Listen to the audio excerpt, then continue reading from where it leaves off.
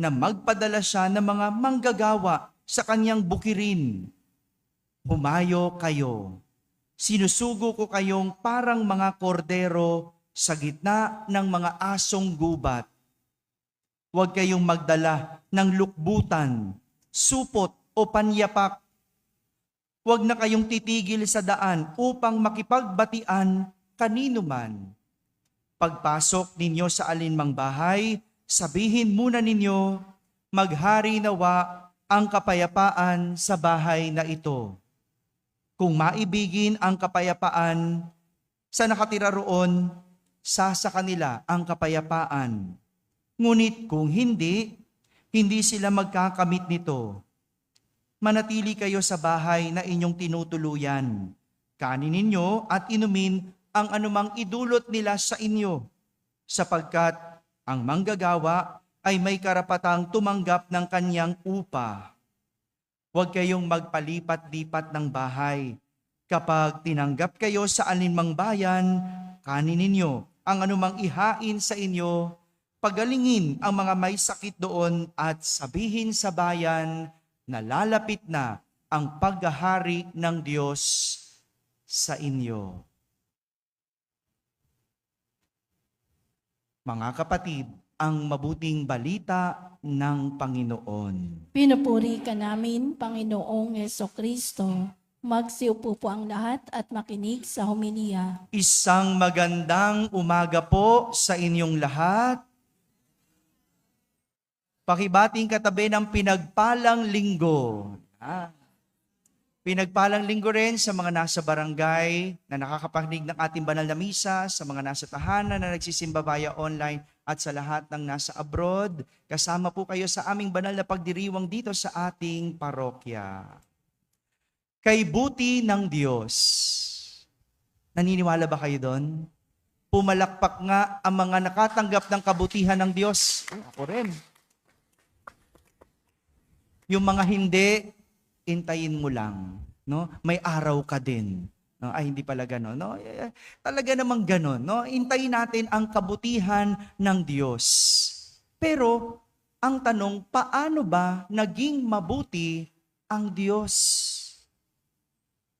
Hello? Papalakpak-palakpak ka dyan. Tanong, paano naging mabuti ang Diyos sa iyo? Ayun lang. Naman tayo makaimik. Macho, paano? Paano naging mabuti ang Diyos?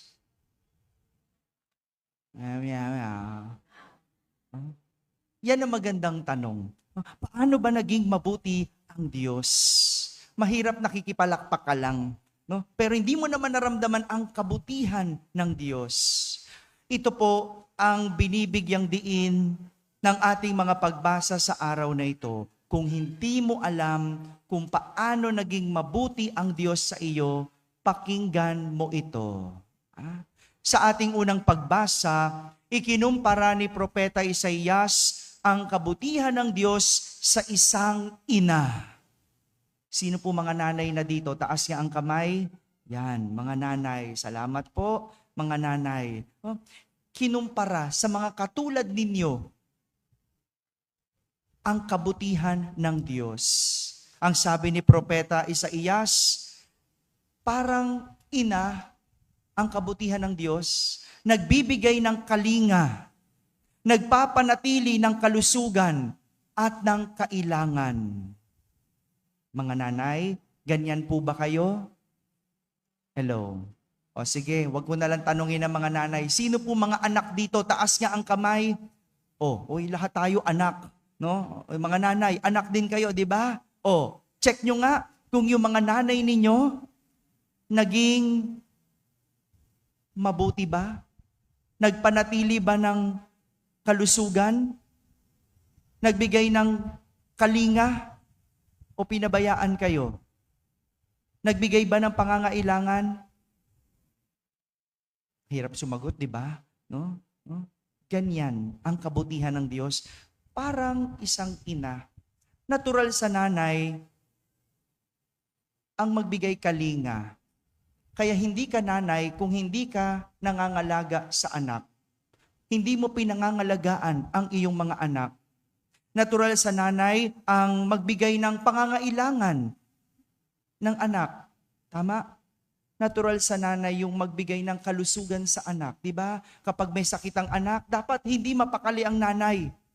Dapat ang nanay ganun, mabuti, nagpapanatili. Kaya kung hindi mo kaya magpanatili ng kalusugan, kung hindi mo kayang magbigay ng kalinga, kung hindi mo kayang magbigay ng pangangailangan sa iyong anak, huwag kang maging ina.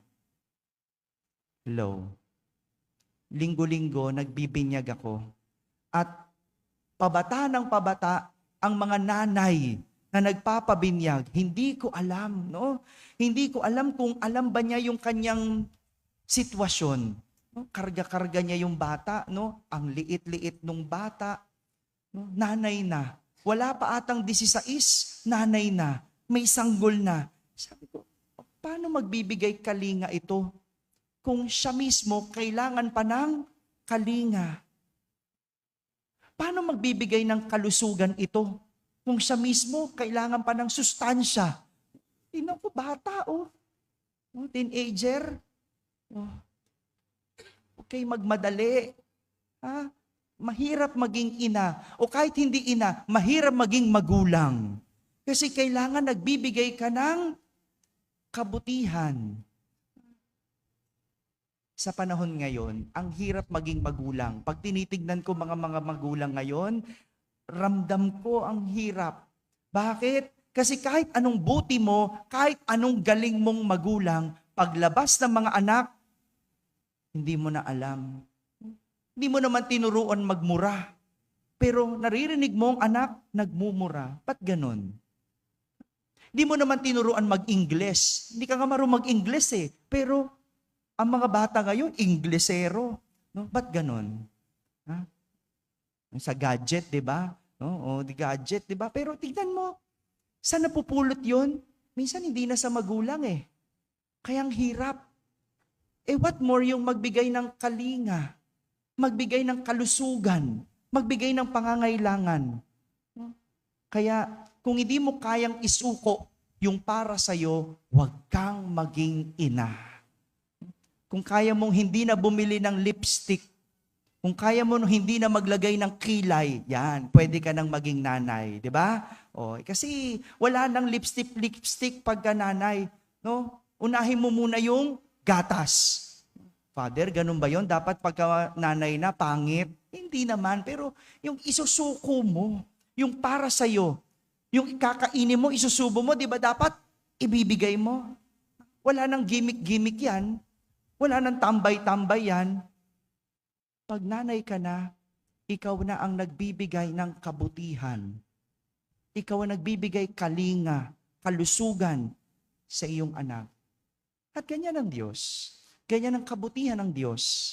Kumakalinga, nagpapanatili ng kalusugan, at nagbibigay ng ating pangangailangan. Mabuti bang Diyos sa iyo? Paano naging mabuti? Binigyan ka ba ng pangangailangan mo? Binigyan ka ba ng magandang kalusugan? Binigyan ka ba ng iyong pangangailangan? Ganyan ang Diyos. Parang isang ina. Samantala, sa ating ikalawang pagbasa, sinasabi ni San Pablo sa mga taga-Galasya na si Jesus ay nagbibigay ng pagpapala sa lahat ng mga namumuhay sa tuntunin ng Diyos at nananatiling tapat sa Diyos. Ganun pala para pagpalain, kailangan mamuhay sa tuntunin ng Diyos. Kailangan maging tapat sa Diyos. Sa bagay, tingnan mo nga naman, ang mga sumusuway sa Diyos, hindi na nawawalan ng alalahanin. Diba? O, yung mga magnanakaw, tignan mo, akala mo madaming pera, no? Pero ang totoo, nagtatago yan. Yung mga magnanakaw, ganyan yan. Kala mo lang maganda ang buhay, pero ang totoo, nagtatago, nililihim, at hindi ka bibigyan ng kapayapaan kahit kailan. Bakit? may ginagawa kang kasamaan. Katulad ng mga korap. Tignan mo na, 'di ba? Naubos ang milyon ilang araw lang, tingnan mo, 'di ba? Sarap buhay, pa-abroad, pero pera ng bayan. Ngayon, akala mo ang sarap ng buhay. Ngayong pinagpapaliwanag, ngayong dinidemanda, meron bang kapayapaan? Grabe ang stress nun, no? Ngayon, sa Maynila, tignan mo, pinangangalanan ang mga magnanakaw at kurap. Alam nyo ba yon?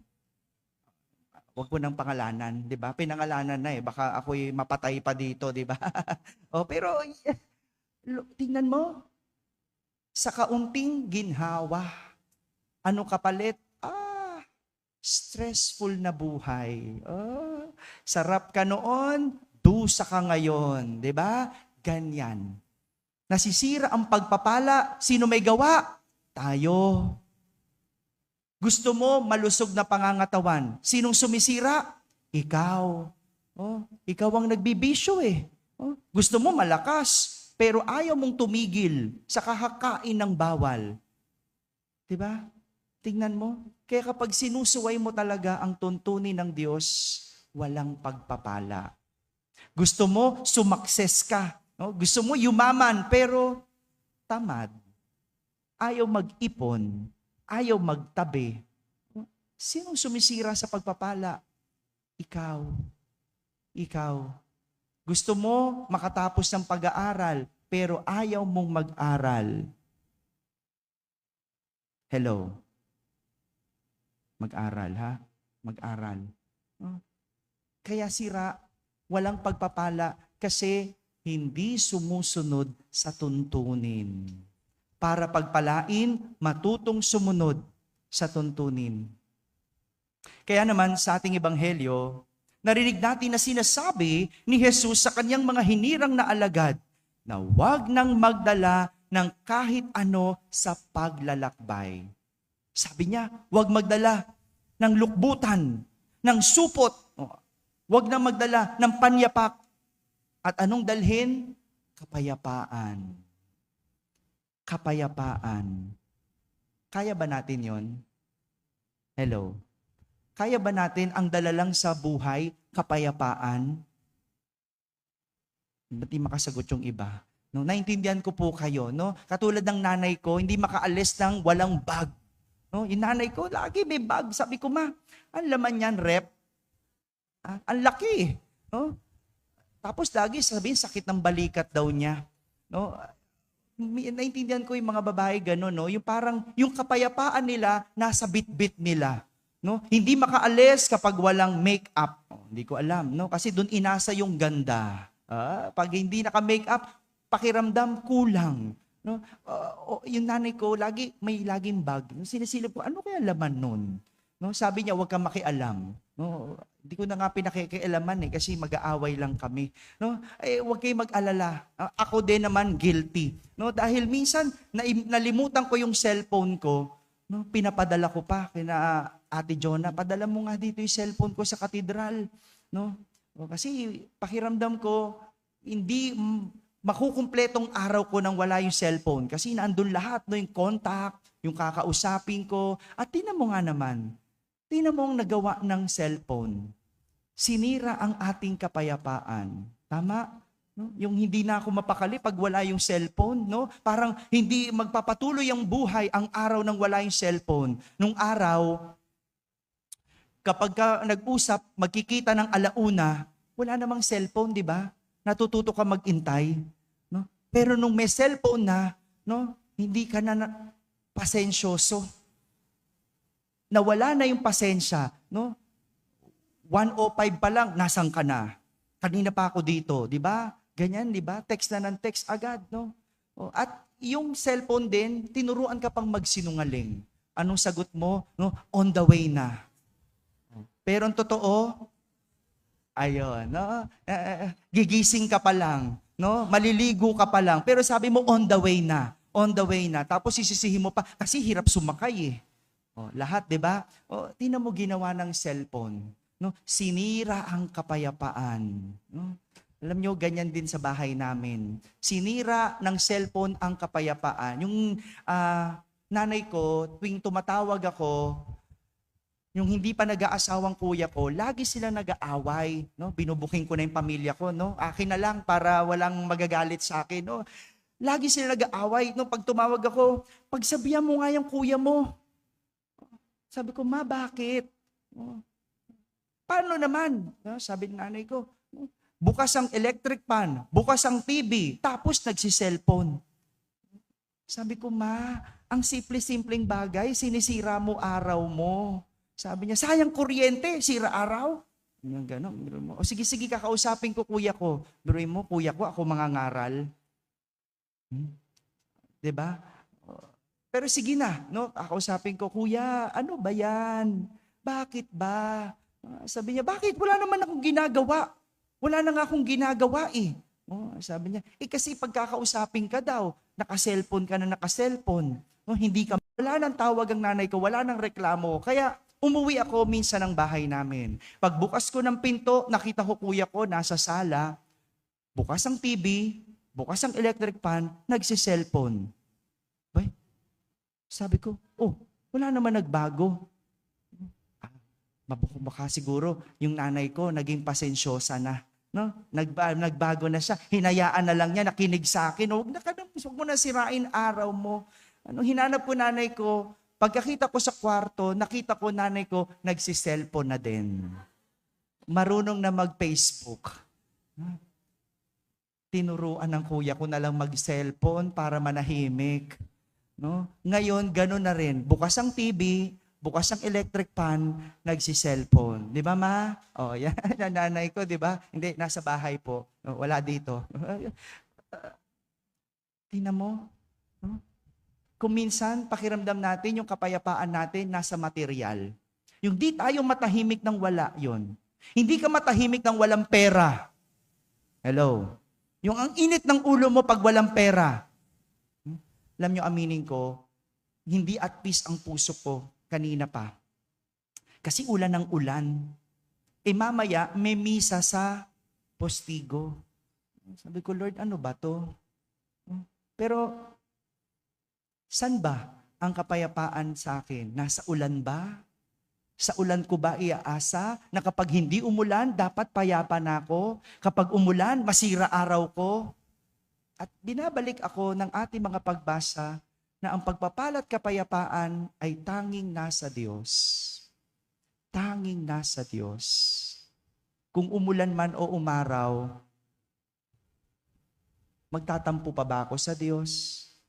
Gising ako, malakas, maayos, bahala na siya. Kung ano man ang mangyari, regalo na niya yan. Ganon din tayo. May mga malalakas, magaganda ang katawan, pero walang kapayapaan. Bakit? Depressed. May mental health issue. No? Kaya yung pagpapala, kapag ikaw ay payapa, isang malaking biyaya. Yung araw-araw, hindi ka nag-aalala. Yung araw-araw, pinagpapasa Diyos mo. Yung mga daladalahin mo. Dami nating dalahin. Bayarin. Utang. Di ba? Ano pa? Demanda. Kung bit-bit mo lahat yan, mawawala ang kapayapaan. At kahit marami kang material, hindi mo ramdam ang pagpapala. Mga kapatid, isang malaking biyaya at pagpapala ng Diyos ay tayo ay payapa. Para maging payapa, bitawan ang mga nagpapabigat sa ating buhay. Amen. Amen.